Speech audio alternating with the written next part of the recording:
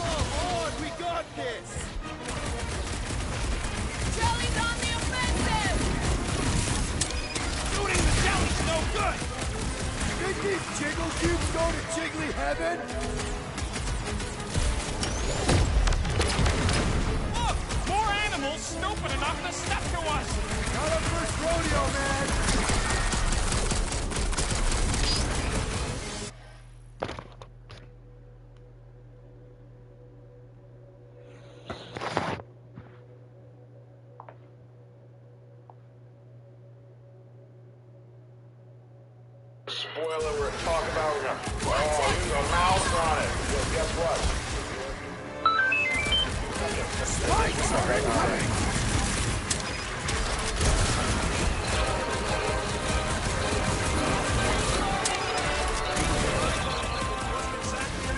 Only I was feeling so too good. I think at the beginning of every one of these shows.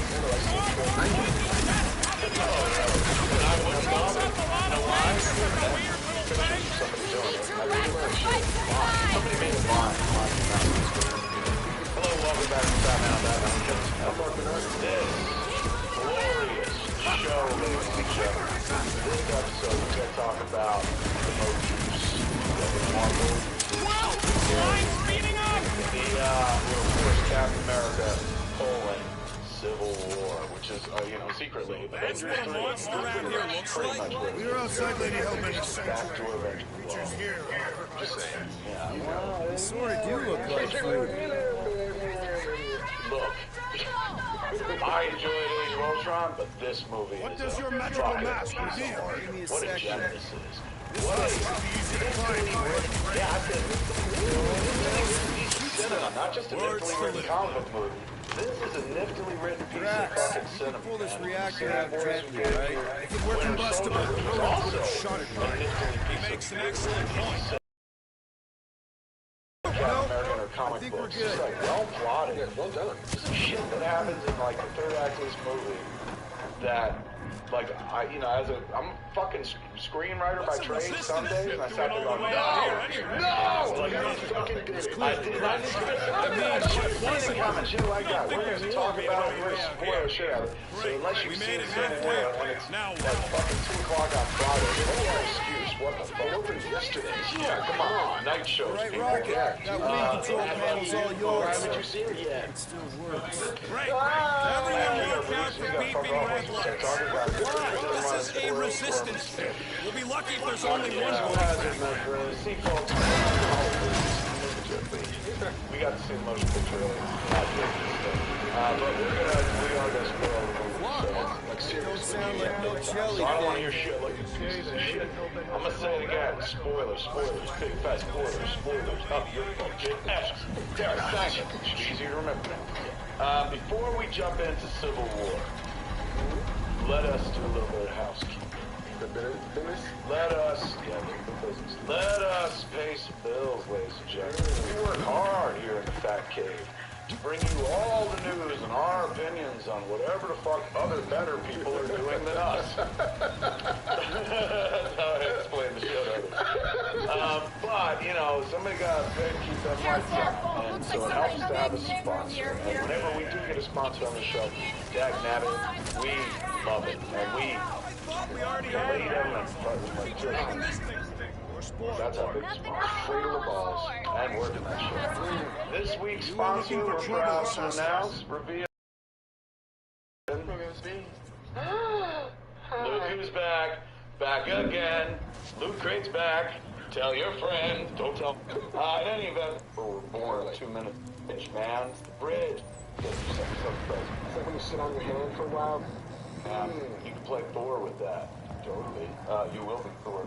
This place is a Clark maze. All those trees look Like giant strings of saltwater taffy. what? Why do you get it? What's taffy? It's sweet and delicious and it melts in your mouth. Let me guess. you Some wanted kind of A monster 20-side thing. dyed ice cube. Any chance it doesn't know we're here? Only question is, which one of us will jump first? It's probably not gonna jump us. Come catch you if I ever saw one right there. And then freeze it. And then burn your friend's drink. How do we do this? Well, how do we get our hands on this loot crap you're asking yourself? I'll tell you right now, man. You have until the 19th at 9 p.m.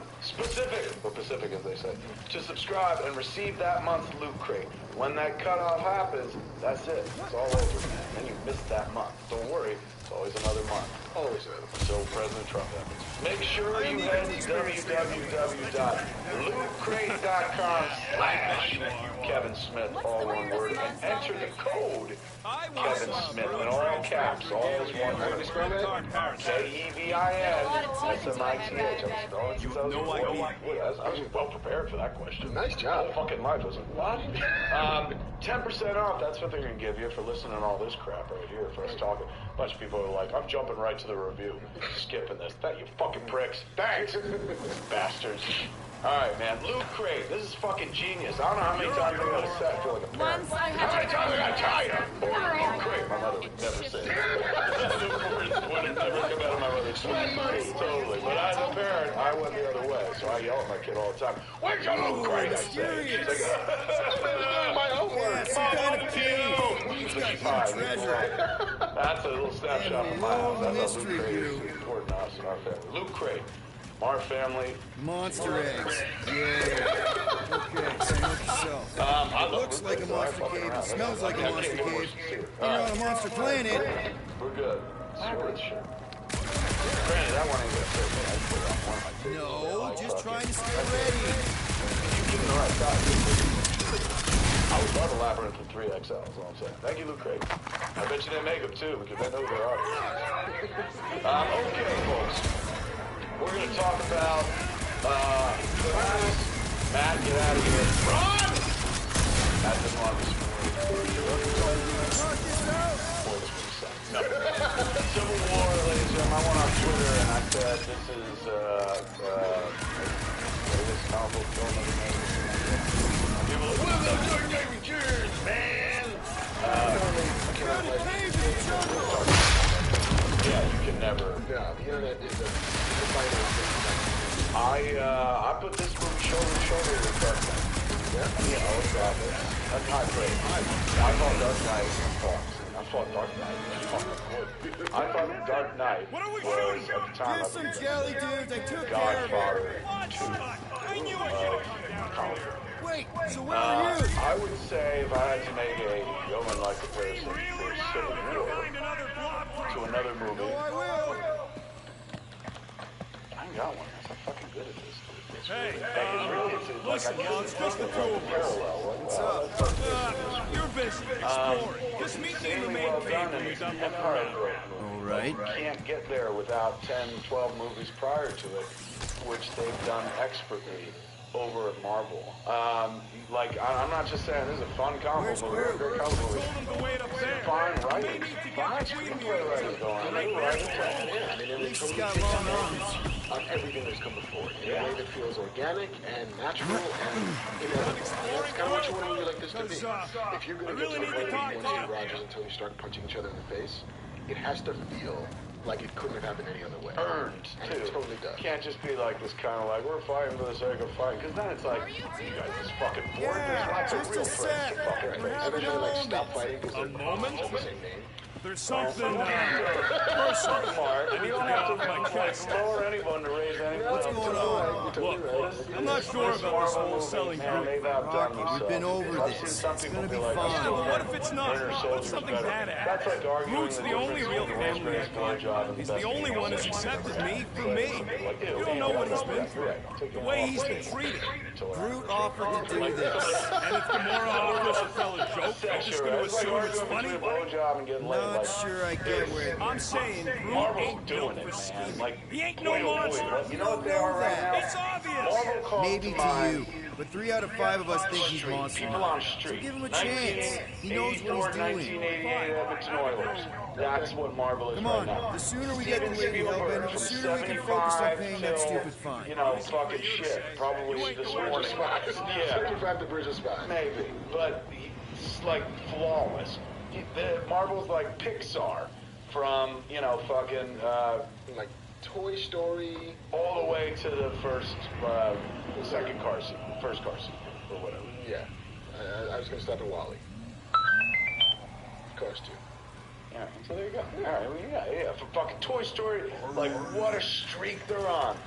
Unbreakable, unbeatable, like a Marvel-less streak, where you're just like, can they do anything wrong? And there's some people who are like, fucking like they smell their farts and shit. Bullshit, I just appreciate good fucking movie making that makes me go, fucking here. This gets me excited. I'm 45. You know how many movies I've seen in my life? And then I got blessed enough to be able to make fucking movies. But then you see how the sausage is made. And so it ain't as glorious and wonderful anymore. And when your life is like one long vacation where you make pretend for a living, like working for the weekend to see a movie, it doesn't have the same effect it had on me as a kid. That's a long way of saying any movie that makes me that excited again that I used to feel like before I did this, before I was a middle-aged man who sees the grade coming closer every day and shit like that, any movie that makes me like feel that sense of like when I couldn't sleep for fucking a month before Empire Strikes Back, all my dreams were about Empire Strikes Back, kept building sequels in the middle of my sleep and shit like that. I will fucking pay you a lot of money and I will blow you on the internet if you could fucking dial my old ass clock back again, make me feel fucking young. This movie does that.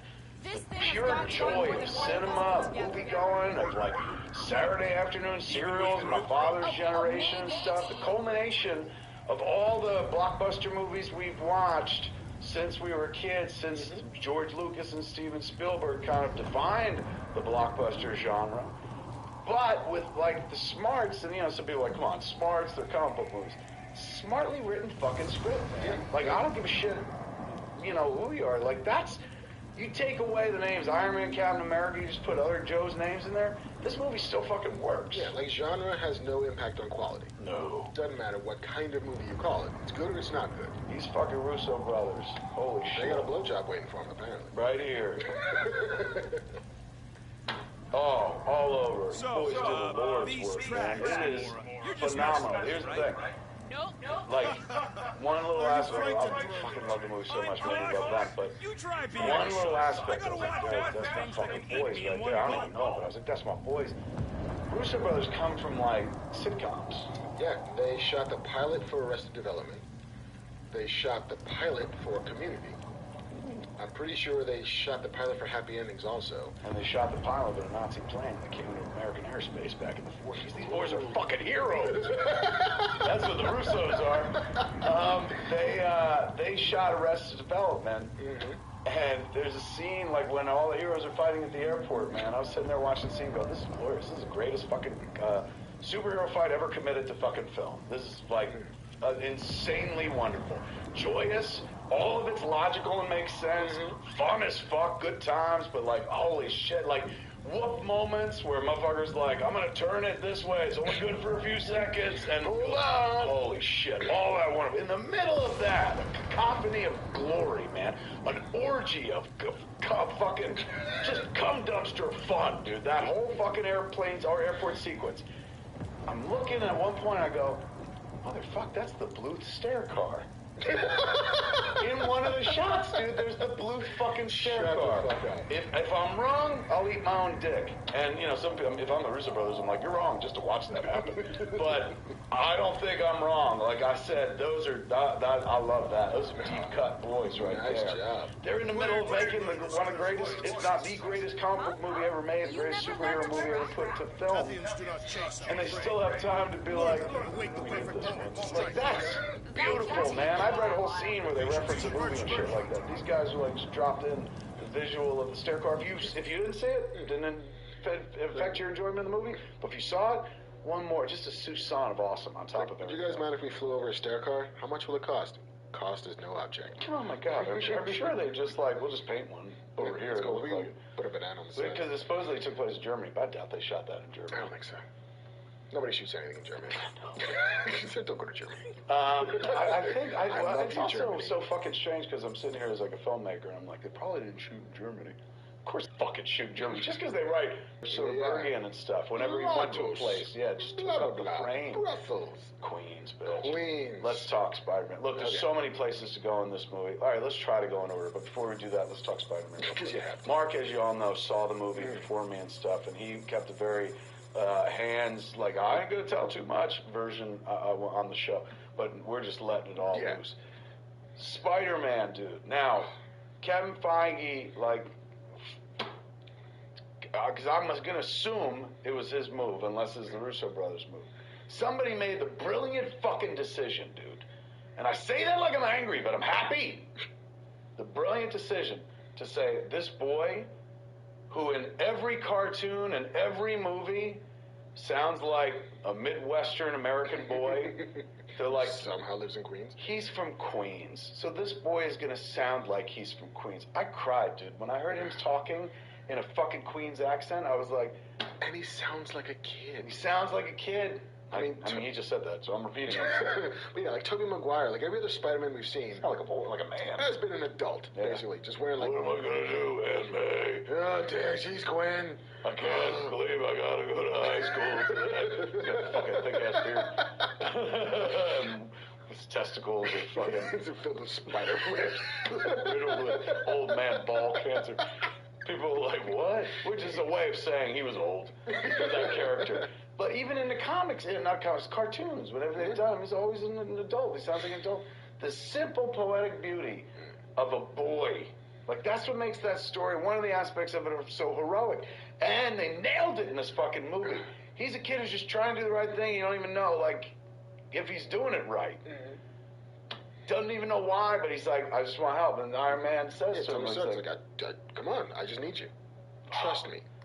This best Spider-Man movie. They only had him in the movie for maybe 20 minutes, would you say? 25? But it is like this thick best cameo. Yeah. Like, it made me want to see Spider-Man Homecoming a lot. And I, like, all due respect to Andrew Garfield, I thought he did a wonderful job as Spider-Man in the suit.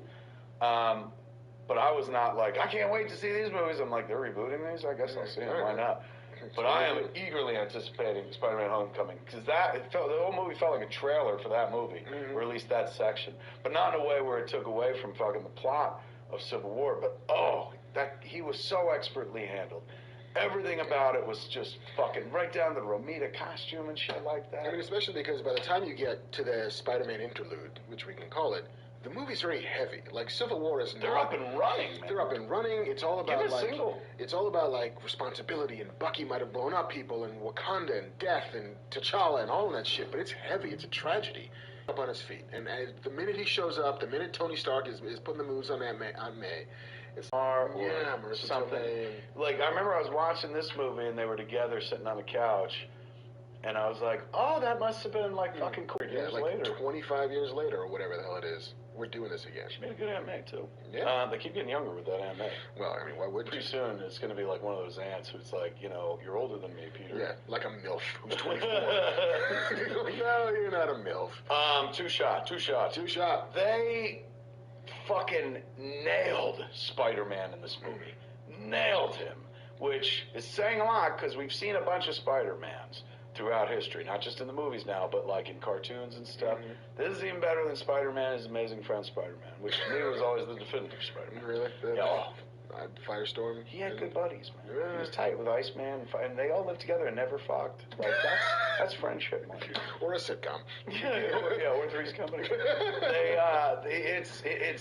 I couldn't believe it, man. Like, honestly, I was like, oh, I'm glad he's in it. That's good and shit like that. But, like, you know, after all the movies, I'm like, whatever. I know Spider-Man's story. Just goes to show you in the right fucking hands, man. These Russo brothers, they got the right hands. They got 4 of them. In the right hands, you can make anything dazzle again, man. Yeah. Suddenly you were like, there's a sequence in this movie where Spider-Man is fighting Ant-Man, and you're like, why did I never think of that? It's the War of the Bugs. This is amazing. Holy shit.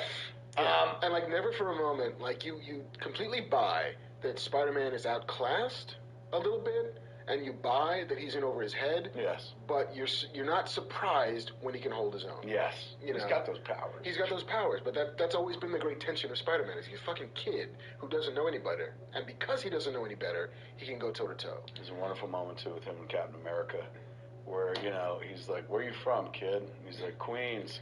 And he goes, Brooklyn. So, dude, I was like, ah! I yelled out loud. I was so fucking happy with that. New York represent. Little touches like that, man. That would happen. That would fucking happen. They're in Germany fighting each other, and still, he fixed up his accent. Where are you from, kid? The Spider-Man, now, you know, they had a hill to climb because we've seen so many Spider-Mans, but boy, oh boy, like, you're starting out from scratch with a Black Panther. Yeah. So, you know, in the midst of all this new movie they're throwing at you with old characters you know and love, they introduced Black Panther, man, and crushed it. Yeah. Like, instantly, you're like, can we watch a whole fucking movie about him right now? Yes, bring it. Dear Ryan Coogler, I would like your movie now, please. Fast. Do go fast, Ryan. Like, hear my creed. Finish your movie. Run, Coogler, run. Yeah, holy shit. We want to watch it bad now. What's his name? Chadwick Boseman? Yeah. Phenomenal. Like, the T'Challa storyline. I mean, again, you know, it's a superhero, so some fucking parents gotta die. It's a Disney movie, so some parents have to die. Yeah, so it's Disney and it's fucking Marvel. Well done, sets it all fucking up, but you don't get the impression that it's like, this is my secret origin. Nope. He's been in that suit before. No, it's many custom times. fitted. Yes. That suit looked fucking amazing. Oh, it's so great. Really, really amazing. The claws. And the way he moved, just shing, the claw. They don't need Wolverine. They got fucking Black Panther now. Shing. His claws coming out. His fucking run, the jumps, the fucking, like, the way they moved. I mean, at one point, that scene in the tunnel, you have 2 people on foot running through speeding traffic. Yeah. And they made it look real. Like, where you're like, holy shit, like, they're moving pretty fast. You know, and you buy in that movie that you are almost entirely positive that no one person could have taken down Black Panther. Yeah. You know, so good. Like, Cap couldn't have taken him down, Winter Soldier couldn't have taken him, Iron Man couldn't have taken him down. Fucking Black Panther attacks the shield at one point, and it's like, it's adamantium on adamantium. Yeah. Well, not adamantium. Vibranium. Vibranium on vibranium. It is dope-ass shit. There was one moment, too, in the movie where Iron Man's like, you deserve that shield. I know. To Cap. Kind of dope. Let's go from the top, though. All right. They open with a scene that comes into play later on with a Winter Soldier on an assassination. Right. Which, to me, I'm like, I can't fucking believe. You can turn it off. When that pays off, that I'm like, how did I not fucking see that coming? How did I not fucking see it? Because it's all there. Yeah. It's all there. And now when I go back and see it a second time, and believe me, I'll watch this movie like 10 more times over the course of the next fucking 2 months or something like that. You'd see the needle threaded expertly. But it opens very quietly, and then jumps into the new Avengers mission. Well, isn't it? It's been a couple of weeks. Flashback first? It starts with a flashback. It starts with, like, baby Tony Stark. All right, let's talk about that. Like, I don't care what it costs, because that looked expensive. They've got a version of Robert Downey Jr. in this movie, teenage Tony like 19 Stark, years old, who looks like Robert Downey Jr. from Less Than Zero. Yeah, or even better, Robert Downey Jr. from Weird Science. Maybe. Fucking, it's crazy young. But that's that process that they did with Michael Douglas and Ant-Man. Sort of digital de-aging. So it looks like they had Robert Downey Jr. act the part, and then they just de-aged him. And then so it's crazy. You're looking at him going like, look how fucking young he looks. But it doesn't look like a computer generation. Like, literally looks like him. Yeah. Then not old, but present-day Robert Downey Jr. shows up in the frame as well, watching this scenario play out with a memory he had playing out of his parents. Right, like the last day he saw his parents and the fight that he gets into with his dad and his mother trying to style. And yes, like say something to him. Yeah. Because you know it's about to happen and stuff. And then, you know, they pull out and he reveals that he built this thing at was MIT or something like that. You know, to just like, this could help deal with trauma and shit like that. Right. And like, nobody's going to fund this. You know, no company would do this, no government would do this, so I'm doing it. Right. Like, and I'm here to tell you that... Free money for all! Yeah, like he's going to bankroll any crazy idea that these students have that nobody else would pay for, because that's how... put, like, money into their accounts and Yeah. shit, and they're like, ah! So he's walking around feeling pretty fucking good about himself, until he bumps into Alfred Woodard. God damn it, Alfred Woodard. And Alfred Woodard, man, she is upset. Alfred Woodard plays a mom of, she's a wonderful actress. So great. She plays the mom of a guy who was killed in Sokovia. He went, you know, to build low-income housing for Sokovians. And then when the, you know, fucking Ultron picked up the city and threw it at the earth and shit like that, he was killed. So Alfred Woodard gets up in Tony Stark's nuts about, like, you just fucking do whatever you want, killing people and shit like that, go fuck yourself. And it's, like, plausible. It's a good scene, because you're like, where's this going? Is she a supervillain? And no, she's just a sad fucking mom. And sometimes you don't even need a supervillain to break a superhero. A sad mom going like, you killed my boy. My boy's dead. I love my dead gay son. That is like, that's enough. That's Tony's turning point. Yeah. So, because I remember watching the trailers and being like, why does Stark want to report to the government? That don't make sense. Based on this scene alone, you're like, oh, that does make sense. But there's He's feeling also, guilt. like, it also picks up off... Especially because he is the shitheel who keeps getting everyone in trouble. Yeah, like every time he goes in his lab, something awful comes out of it. He creates Ultron, and then he saves the world from Ultron, but he created the problem in the first place, and this lady lost her son. A lot of people apparently died in Sokovia. Yeah, but like, and this also picks up a thread from Iron Man 3 when he's having like the PTSD from New York. Like, New York is the big deal of, holy shit, all those people died, and we tried our best, and I almost died in space, and I fell to Earth, and like the idea of trauma and post-traumatic stress and the cost of what you're doing is absolutely the thread that's sort of running through Tony's life. And it comes to a nice head in Civil War because he's feeling the guilt, and it's very in keeping with his character. Like, the moment he found out his weapons were being used overseas, he came home and was like, we're shutting the weapons division down. Like, the dude's possible of change, and changing horses in midstream. And this change is plausible. Like, never once in the movie was like, well, it's convenient that he ran into this woman. It's like, of course, like, one fucking good tongue lashing from somebody who lost a loved one, particularly at a dude who's, like, emotionally vulnerable. He's split up from Pepper Potts. We're talking about him like he's real. And then, so all of a sudden, he's kind of like, yeah, maybe the government's right. And that's when old Bill Hurt, Thunderbolt Ross, becomes this Thunderbolt Ross, and we haven't seen him since that Hulk movie. Yeah, now he's the Secretary of State. Flat out Secretary of State, and the guy, we can go two shots. And he's ready to, you know, here's the Accord you've seen in the trailer. He's like, you guys have been fucking dropping bodies, son. Like, that can't happen anymore. World government's gonna step in. We don't want this. Here, you sign this Accord, and that says you answer to, like, a UN type council or whatever the fuck. Like 112 nations have all signed this. And they essentially would, like, kill their freedom, and they would be sent to do things only when the government said to do it and whatnot. And Tony's like, good, we need to be put in check, as we've seen in the trailer. It's just like, we need to be held accountable. Captain America is just like, well, the safest hands are always our own. And like, yeah, people have died, and that's a shame, but think about all the people we've saved, and what if we want to go do something? And they're like, no, you can't go there. They're like, we can't do that. We can't give up our freedoms. And that's the rift begins there.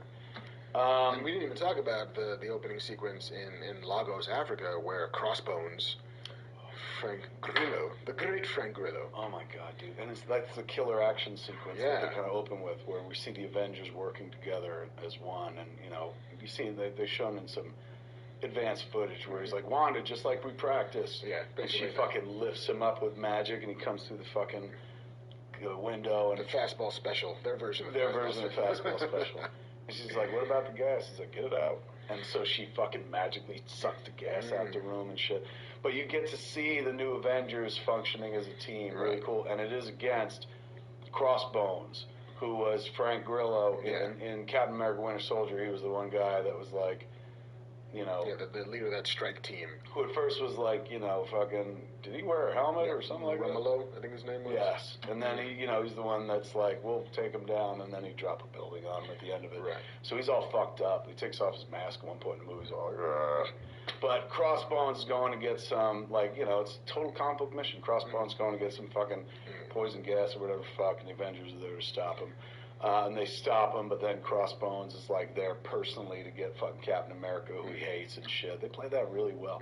And he had a fucking cool, like, fucking power punch thing. Yeah. Where he was like, when it would extend and shit because he's fighting like Captain America. Then he tries to take him out with a bomb. And Wanda uses her fucking magic to get the bomb out the way. Right, like they're in this market just teeming with people. A lot of folks could be killed, so she gets out, but unfortunately goes into a building where it does kill some fucking people. Right.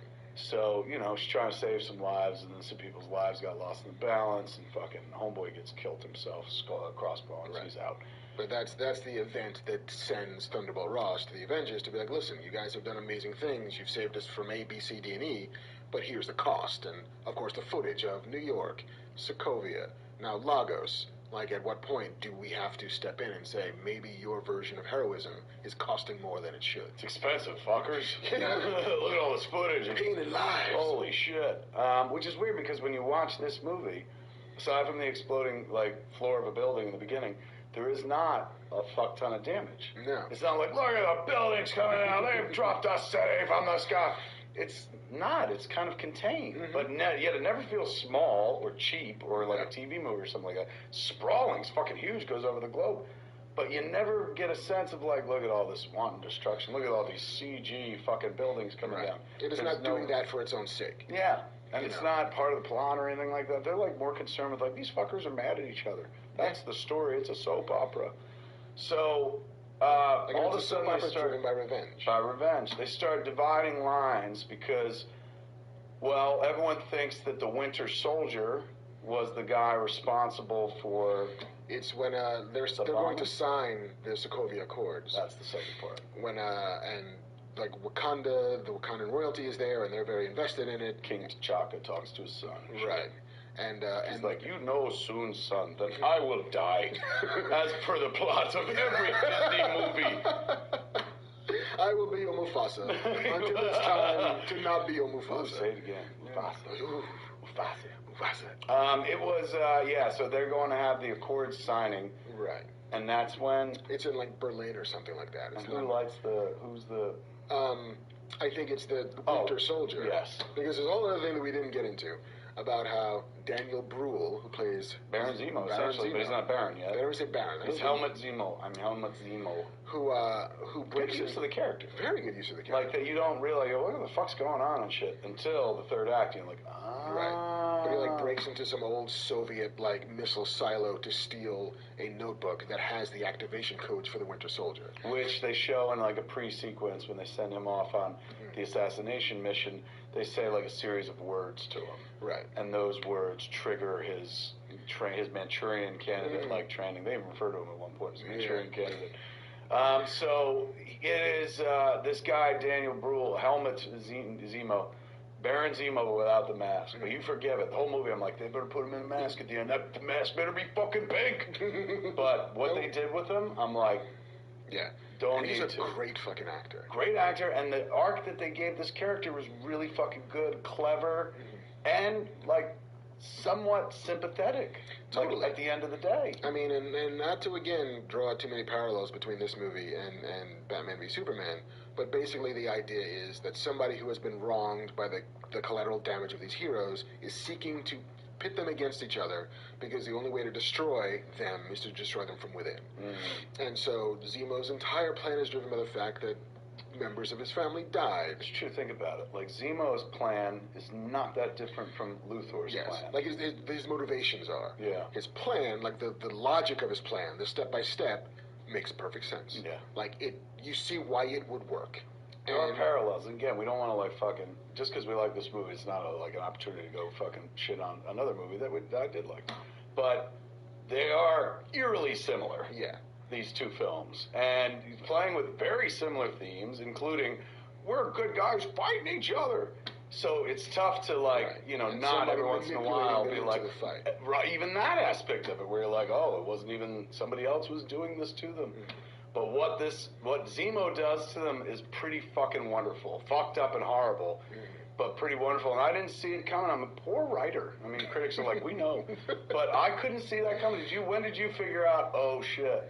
I twigged to it when, and again, we're going to spoil a giant thing at the end of the movie, but when they get into that polar Arctic zone, and you think, like, what's going to happen is he's going to wake up, because they plant the seed that there are more winter soldiers. Yeah. That the Russian government had built, like, a dozen of these guys. What? And which is a real, like, fucking red herring. Completely. Because, But not in a way where you're like, what happened there? They fucked it up. No, it's a real red herring where you're like, oh, I know where the movie's going. yeah, because you see Zemo, getting into this base, you see the bodies in the cold storage, and you're like, here's what he's going to do. He's going to wake up all the winter soldiers, and they're going to, like, run rampant on the world.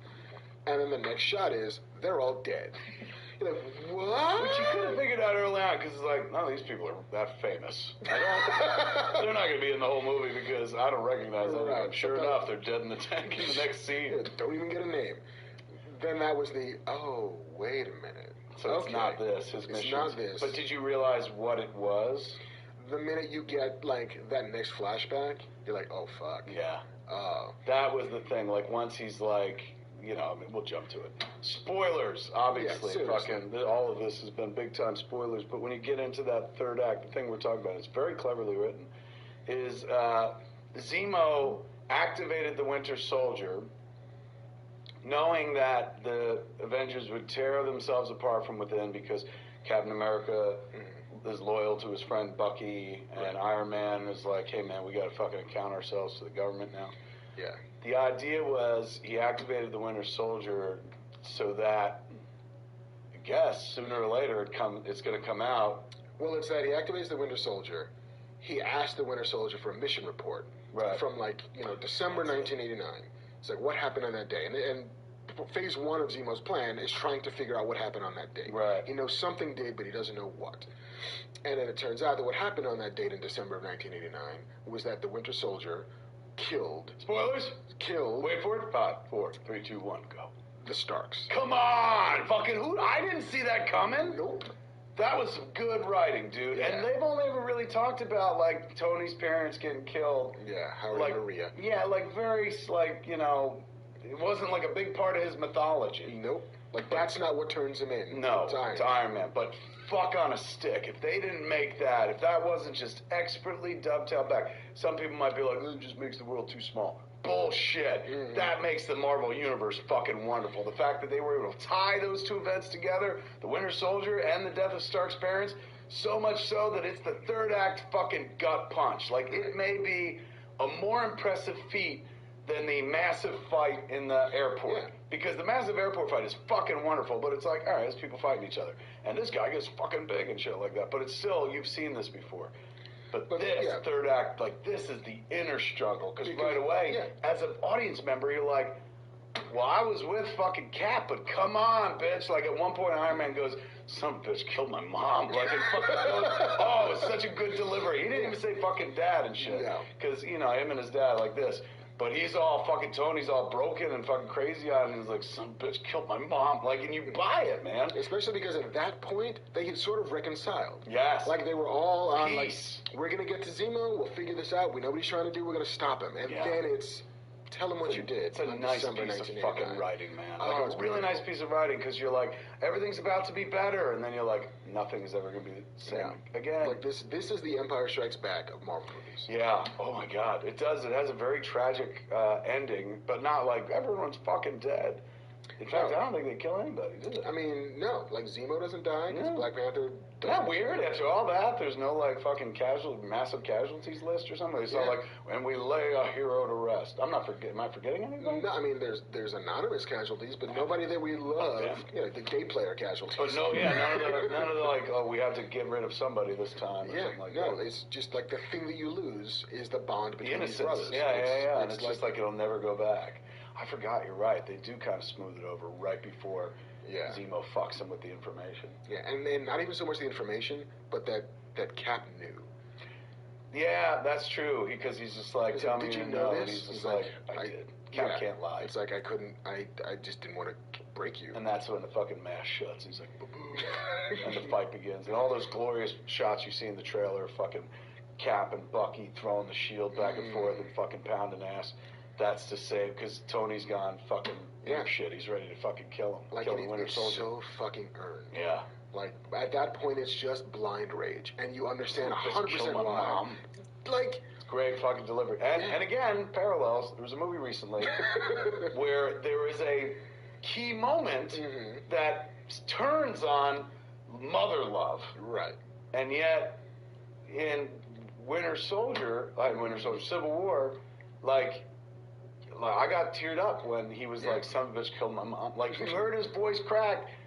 And you, like, A, I bought the writing, but B, that performance, he fucking sold it. Like, that's who I would be in that moment. He'd be like, I don't give a fuck.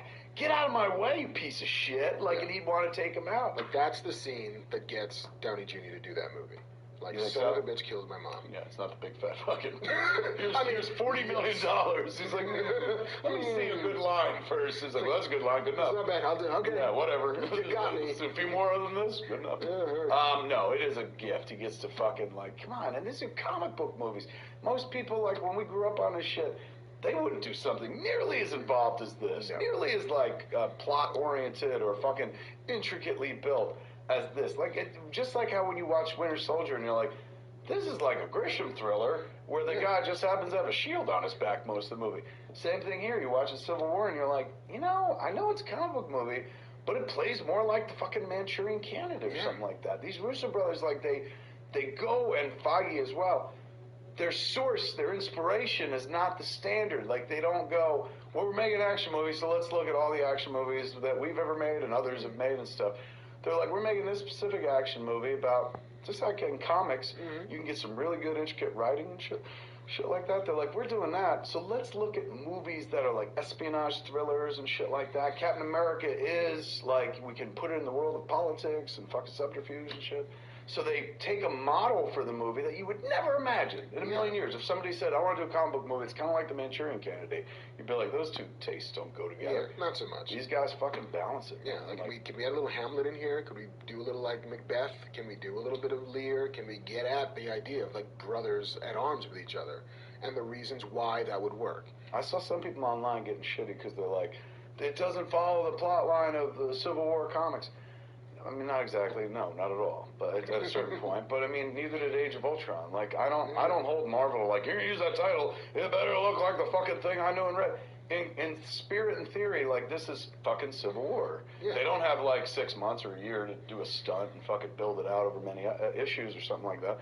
But for this self-contained story, like, I never once went and said like, oh, bullshit. Yeah, they wasted a cool concept where they just took the cool fucking name and shit like that.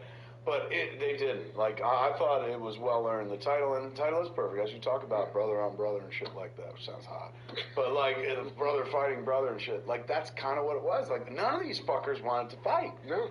Even in the fight scenes, they're about to rush each other. Like, we're really fucking gonna fight. There's a great moment where Hawkeye and Romanoff are like, are we doing this? Are you really mad at me? He's like, you gonna hold back at all, or? Let's talk about the fucking people who steal the show, man. Spider-Man stole the show. Black Panther stole the show. Ant-Man and, spoilers, wait for it, 5, 4, 3, 2, 1, Ant-Man absolutely fucking stole the show. That's so great. He was wonderful, and their use of him was fantastic. The shot of him on the arrow we've seen in the trailer going through fucking Tony's fingertips and into the machinery and shit like that, into his suit. Really fucking dope. But then when he was just like, I got one more thing I could try. It's like, it's only good for a few minutes, man. And then he fucking does it and does the and you watch him fucking grow, dude. I was like, what? This is the year of big fuckers in movies, comic book movies. Like, there's one in this movie. There's one in X-Men. Fucking, what's his name? Gets real big. Apocalypse. And on Legends of Tomorrow, the Atom, a week, they finally, DC beat fucking Marvel with a punch. A week before, Ant-Man gets big in the movie, Atom got big. He went from small to became massive. So it's now everyone's going, oh yeah, why don't we make people big and shit? Which bodes well for like a Doom Patrol movie like that, because she's huge. That's all right, so that was dope, man. Like Ant-Man, perfect use of Ant-Man. For people that are like, oh, wow, that Ant-Man movie seemed like a waste of time. I don't know who those fuckers are. Yeah. Because I love that movie, man. But for people who are like, oh, it was a trifle.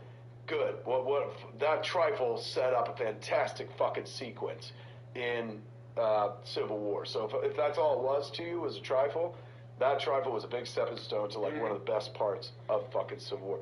Like Mark said, they use everything, these Russo brothers, that went before. Like, they don't let nothing be wasted. Wanda is fantastic in this movie. And the Vision wears a sweater. Right then and Mr. there. Rogers' Vision. Oh, and he comes through the walls, dude. Remember he phased through a wall, looked just like a fucking comic book panel. First time I saw him, dude, I was like, oh. But the use of both of them, of Vision and the Scarlet Witch, but particularly Scarlet Witch, because she was introduced in Age of Ultron. Again, this ain't lowering another movie to raise one movie, but like she felt shortchanged. I didn't know shit about her. I didn't care about her that much in Age of Ultron. But they gave Wanda a fucking bunch to do and a storyline and a personality, and fucking Homegirl played her really well. Like, I liked her quite a bit in this movie. I was like, holy shit. Like, I feel like the Russos did for Wanda what Josh did for the Hulk. In that, like, figured out the best way to deploy. I would say you're absolutely right. You know, now that you mentioned the Hulk, he is kind of missing in the proceedings. We get what was the second one say? International box office $261 million. So right now, Civil War is at $261 million as of this recording, and it has not opened in the States. In these states, it opens in the States like in an hour or something. Yeah, like Thursday night shows at 10 or something like that.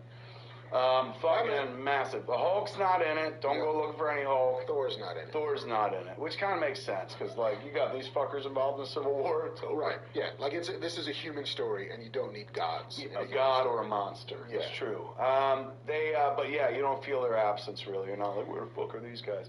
Right. Although they do, like, that is a bit of a point of contention where Thunderbolt Ross is like, there has to be some responsibility. By the way, do you know where Thor and the Hulk are? Yeah. I don't, like, if somebody tells me that there's 2 40-megaton nuclear warheads missing, I find out where they are. Right.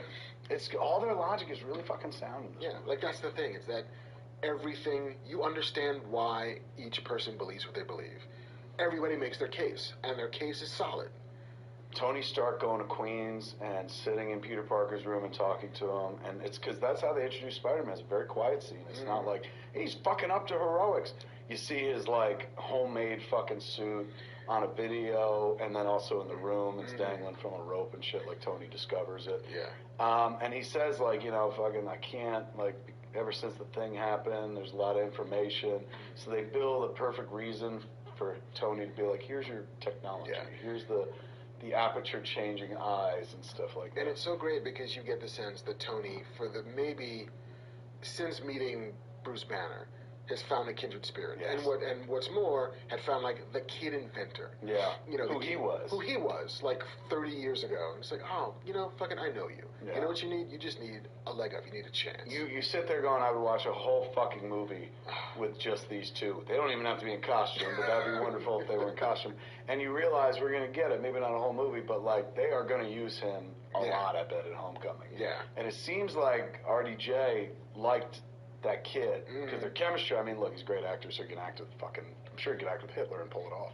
But his chemistry with that kid was phenomenal. Yeah. So I bet you he's like, you know, I'm sure they're going to be like, here's some fucking loot and shit, but I bet you he's going to come to play. Like, he don't. When's the last time you ever seen, if ever, Robert Downey Jr. phoned it in, number one. But number two, this feels like, him and Spider-Man feels like how when they talked about originally Iron Man and the Avengers, like, he'll be in it a little bit, but he ain't going to be in it all that much. Right. And then when the movie came, he was the movie. I think the same thing here. I mean, obviously Spider-Man's going to be that movie, but I think we're going to get a lot more of Stark. It would not surprise me if there's like a half an hour of Tony Stark. I hope so, because I would just watch those two fucking sit there and be nerdy and talk to one another and be funny. And like, and now there's a reason for it. Like Tony Stark dragging into Germany, where he sees the world as it exists, and now he's got to come home. And like, who's his way home? Who's the guy who can tell him how best to integrate it back into society? Than fucking Tony Stark. I just love that they fucking gave him a Queen's accent. I know it's like small and stupid, but it's so fucking authentic, dude. So authentic, puts you right in the fucking world and shit like that. And just hearing that, just hearing a slight New York accent, you're going, and it's not slight, it's fucking thick. You go, oh my God, like all this time I've been reading comics. Never once did I go, you know, this is what it would sound like. I'm reading them in my voice and shit like that. Suddenly you're presented with this really interesting notion of like, of course a boy from Queens would speak like a boy from Queens. Yeah. Little shit like that makes all the fucking difference. And like the idea that Peter Parker is a brilliant kid who's had to hide that light. You know, that being brilliant in New York at that age is not an asset. You know, and then you get the sense that he's been hiding for a long time, and then Tony Stark is like, you know what, stop hiding. Falcon and Redbird, that was fucking sweet. Anthony Mackie continues to be a really strong character. And again, you gotta know what, like, Falcon is not top tier Marvel. No. But they turned him into top tier Marvel. Like, suddenly they're like, yeah, he is a fucking dope character. Redbird he actually had a Falcon back in the day, who was his little buddy and shit. But in this, it's a little drone, which works out nicely. I wonder if they will eventually do the Falcon taking over as Captain America. Which they did in the comics. They could totally get away with it. Yeah, because now that at the end of this movie, Cap, not really Cap anymore. That's true. That's true. It's Cap and the Secret Warriors, basically. Yeah, almost kind of back to his roots. Yeah. As Cap and the Howling Commandos. Like in that first Captain America movie when they all got. Or maybe he's Nomad going forward. Remember when? Oh shit! When he walked away. That's when Bucky was Nomad at one point too. When he'd get defrocked from his title. Holy shit! They can go a lot of places now, and they said like nothing, everything's going to change. The next time they get these fuckers back together, it'll probably be Infinity War. Yeah. Where it's like the only thing that's going to stop them from squabbling with each other is a fucking threat from space or something. Man, it's the goods. Like seriously. So fun, so utterly watchable. It's a movie you can drop in almost any scene and be like, I'm hooked. You're in. You got me. And one of those things you just never thought you'd see in a million years. Like, yeah, now we've seen movies where a bunch of heroes are in the frame together. But this is now fully, like, generally, you know, there's a lot of standalone movies. Like, this is a Cap movie. This is an Iron Man movie. This is this. And then, here's your Avengers. They're all together, but then we'll separate them and put them back out there. Now we live in a fully integrated Marvel universe where you can watch, they can make a whole movie of superpowered people. Yeah. And you're not like, well, this is weird. And you're like, oh my God, it works. Like, it's like so I remember, well done. you know, when seeing a movie like Batman and Robin.